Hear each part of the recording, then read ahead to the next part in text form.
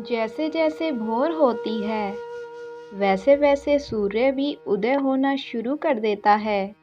सूर्य यह नहीं देखता कि धरती पर कोई उसकी प्रतीक्षा कर रहा है या नहीं कर रहा है, क्योंकि उदय होना उसका चरित्र है। सूर्य में अथाह ऊर्जा होती है, किंतु उसे एकदम प्रकट कर देना भी उसका स्वभाव नहीं है। सूर्य अपनी किरणों को सहज भाव से उत्सर्जित करता है और धीरे धीरे शिखर तक पहुंचता है। शिखर तक पहुंचने के लिए वह स्वयं को तपाता है और शिखर तक पहुंचना ही उसके तप जाने की पराकाष्ठा है।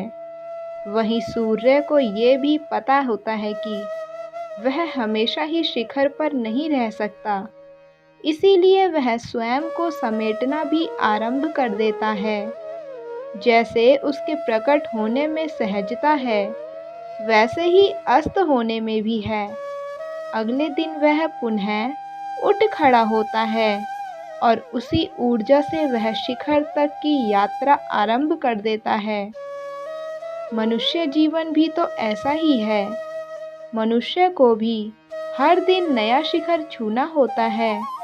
उसे यदि शिखर को छूना है तो बीते हुए कल के अस्त से निराश नहीं होना चाहिए, क्योंकि यदि अस्त होना सत्य है तो शिखर पर पहुंचना भी सत्य है।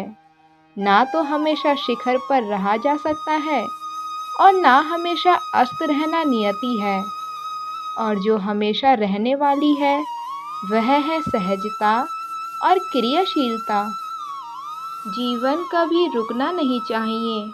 मन में हमेशा शिखर पर पहुंचने का उत्साह बना रहना चाहिए।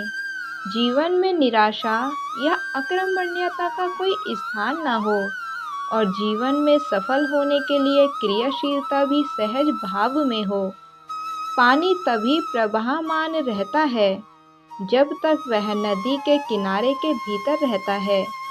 किनारों को तोड़कर निकला पानी व्यर्थ जाता है और इससे किसी का भी हित नहीं होता।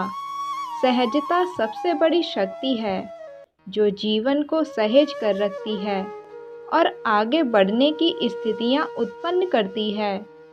जैसे सूर्य जानता है कि भरी दोपहरी में सारी धरती पर उसका साम्राज्य होगा, तो वह ना तो थकता है ना कहीं बीच में रुकता है। इसीलिए जिसे सफलता चाहिए उसे भी रुकना और थकना जैसे शब्दों को अपने शब्दकोश से निकाल देना चाहिए।